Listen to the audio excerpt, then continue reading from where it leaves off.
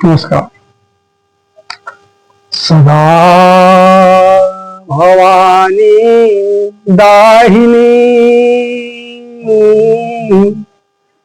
सिद्ध करे है गणेश, पांच देव रक्षा करे, ब्रह्मा विष्णु महेश, ब्रह्मा विष्णु महेश। जय श्री कृष्णा, जय गोविंद।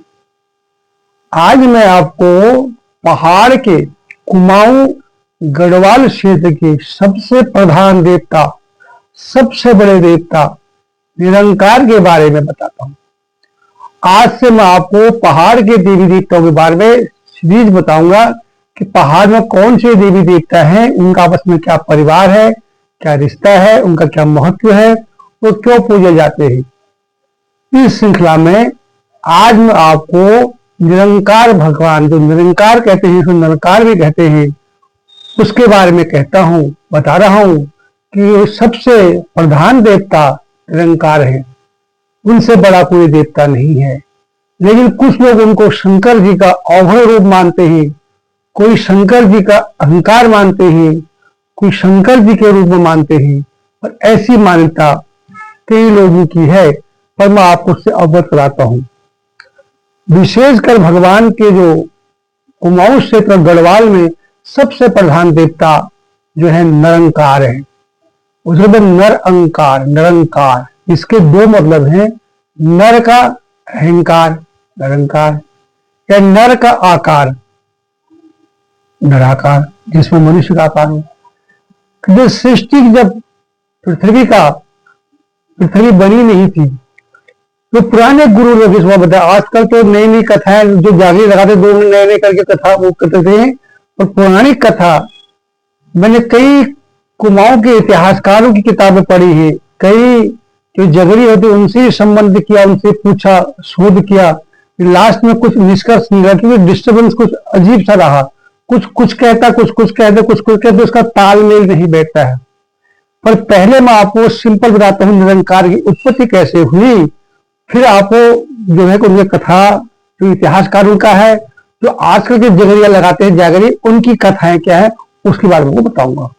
भ्रमिया खत्म कर दो, भ्रम की वो हमने पुराने में सुना है, वो गुरु के मुंह से कथा सुनी है। पहले मैं आपको वो बताता हूँ, क्योंकि हमारे खुद जो ताऊ गुरु थे वो भी जगरिया थे, उनके मुख से मुखारबिंद से मैंने जो कथा सुनी वो मैं आपको पहले बताता हूँ, फिर मैं आजकल की कथा जो आपको लेके जाता हूँ। वीडियो लंबी होगी, इसमें 3-4 भागों में मैं 20-20 मिनट के 3-4 इसको पार्ट्स बनाऊंगा। आज सब प्रथम जो निरंकार की उत्पत्ति कैसे हुई मैं आपको वो बताता हूँ। कहते पृथ्वी में पहले संसार पृथ्वी थी नहीं, न आकाश था न पृथ्वी थी, और थोड़ा बहुत जो था तो थोड़ा जल था इसमें, और एक गैस था जो कि साइंटिस्ट भी कहते हैं गैस।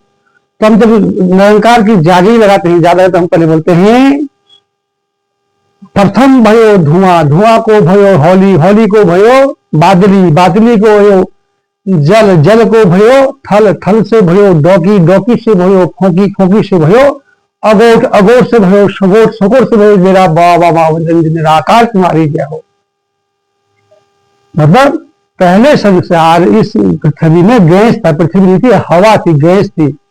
वो गैस जब आपस में बने तो उनसे क्या बना, बादल बने, बादल आकाश में उड़े, बादल आपस में टकराए तो उनके टकरान से वर्षा हुई, पानी हुआ, पानी जमीन पे गिरा, तो जमीन के पानी में गिरने से पानी गिरा, वो पानी सड़ा, उस सड़ने उसमें काई हुई, उस काई से पृथ्वी, एक मिट्टी पृथ्वी का आकार बना, और उस पृथ्वी आकार से एक जो है वृक्ष पैदा हुआ, पेड़ पैदा हुआ, डोकी कहते पेड़ को। वो डोकी जब पेड़ बड़ा हुआ उसके फिर आगे शाखाएं बनी, शाखाएं बनी, उसमें फल फूल, और फिर बीज आए, फिर बीज नीचे गिरे, फिर उनके पेड़ बने, फिर बीज गिरे, फिर बीज गिरे। ये तो सृष्टि का पर्यावरण बन गया। पर्यावरण के लिए है जो पानी का पृथ्वी बनी, पर्यावरण वृक्ष बन गए।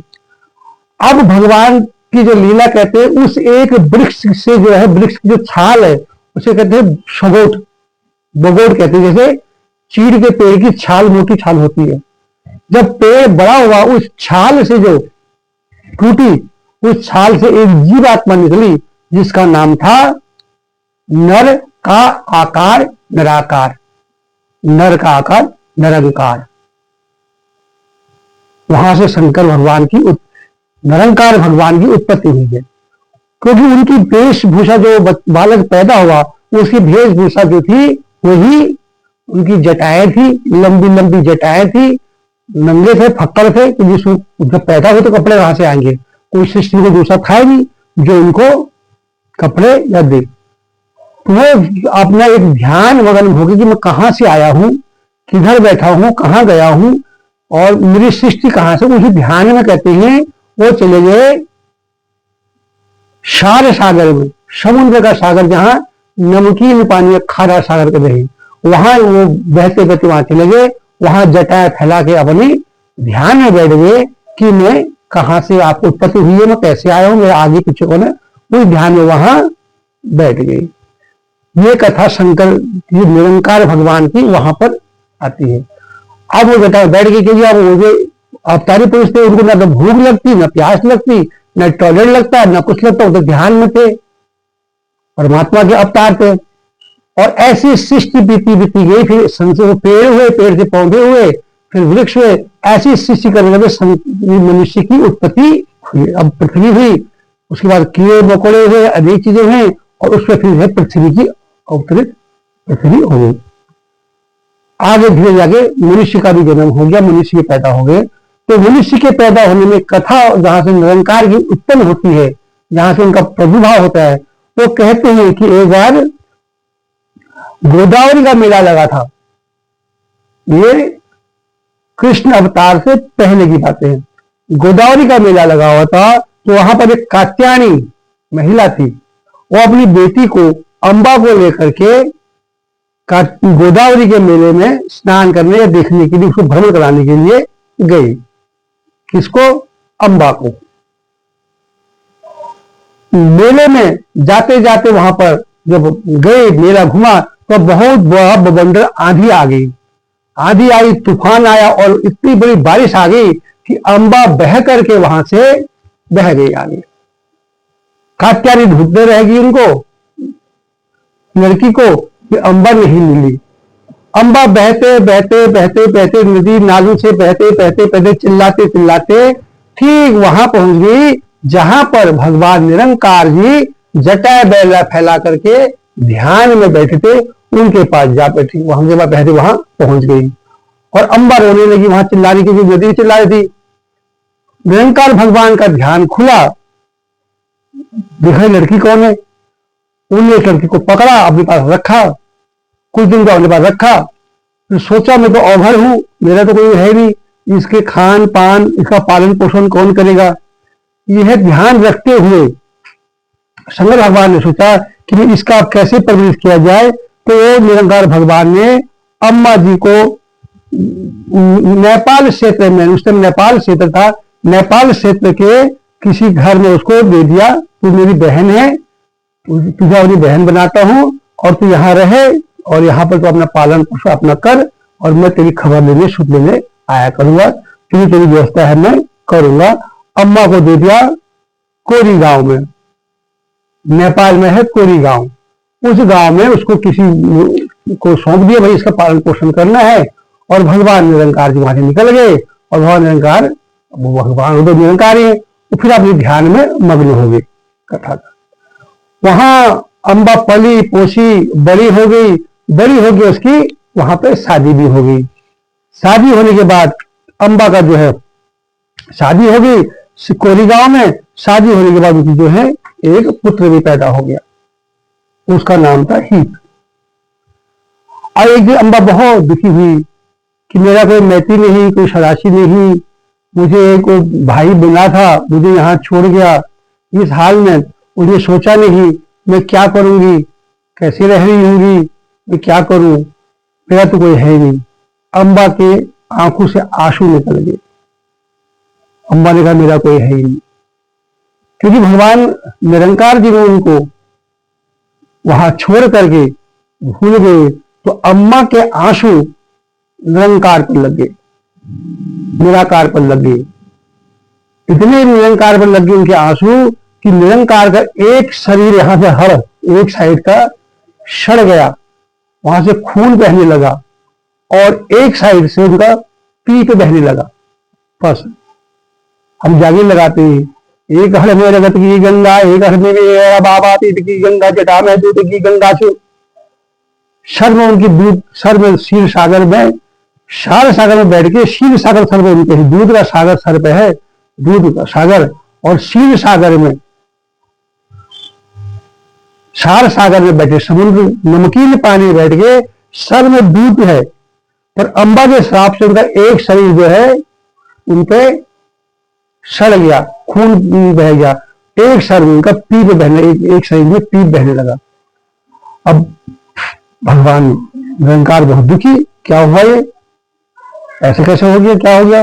खोजबीन करी उन्होंने, देखा, ध्यान लगाया तो देखा उसको अम्मा का श्राप लग जाए, इसे पहाड़ में कहते हैं घात लग जाना, पुकार लग जाना। अम्मा ने पुकार किया, हाय लग जाना, किसी की हाय लग जाना, चेली बेटी की हाय लग जाना। तो निरंकार की पूजा में ही सब प्रथम चेली बेटी की पूजा होती है। अब भगवान बहुत क्रोधित हुए निरंकार जी कि मुझे तो इसने श्राप दे दिया, मैं सड़ गया, चेतन मुझे प्यार करती है। भगवान निरंकार अंबा के घर चले गए, ससुराल दोष के, उसे मिला, मैं तेरा भाई हूं जो तुझे यहां छोड़ के गया था, मैं थोड़ा ध्यान में लग करके मैं भूल गया, मैं अब मैं बहन आ गया हूं। और अम्मा बड़ी प्रसन्न हुई, अम्मा ने 56 भोग बनाए निरंकार को खिलाने के लिए। निरंकार ने बोला बहन मुझे इन्हीं खाने में स्वाद नहीं है। फिर अब यहां ध्यान, भगवान अम्मा की परीक्षा ले रहे, एक तो गुस्से में कि ऐसा श्राप दे दिया कि सारा शरीर सड़ गया उनका, और दूसरा कि क्या वैसे इतना प्यार करती है, ये इतना श्राप दे वैसे प्यार करती है। कहते अम्मा बहन 56 भोग तुम लाए, दिया तुमने, वो तो खाया मैंने, पर मुझे उससे संतुष्टि नहीं हुई, मेरा पेट नहीं भरा, मेरी इच्छा पूर्ति नहीं हुई। बोले भाई फिर क्या चाहिए। बोले मुझे मीट चाहिए, मैं तो मीट खाता हूं, मुझे मीट चाहिए, और चाहिए मुझे आदमी का मीट, और तो औहर ही चाहिए। अम्बा क्या करती, भाई को खुश करने के लिए उसने अपने बड़े बेटे से बलि दे दी, काट दिया, उसका शरीर का मीट बनाया और भगवान निरंकार को भोग लगा दिया। अब निरंकार परीक्षा लेते तो खा लेगा।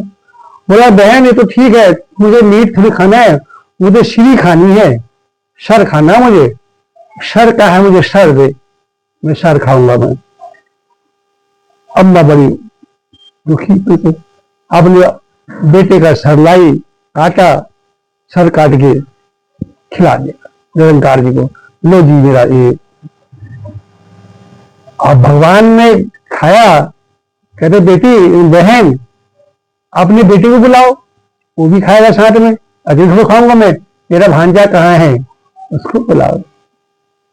अम्मा रोती बिचारी बोली कहाँ से बेटा लाओ, बेटा मैंने काट के आपको दे दिया, आपने मुझे नर मरवाना, कहां से नर मानव लाती में, मेरे पास जो था मैंने हे भोलेनाथ, हे निरंकार आपको अर्पण कर दिया, अपना बेटा आपको दे दिया है, ये उसका सर है।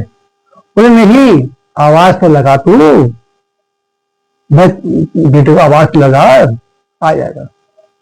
उसने लगा हितवा, हितवा बिजान हितवा, बड़ा बेटा का नाम था बिजान हितवा, उसका बड़ा बेटा। इस भगवान की कृपा से वो सामने आ गया,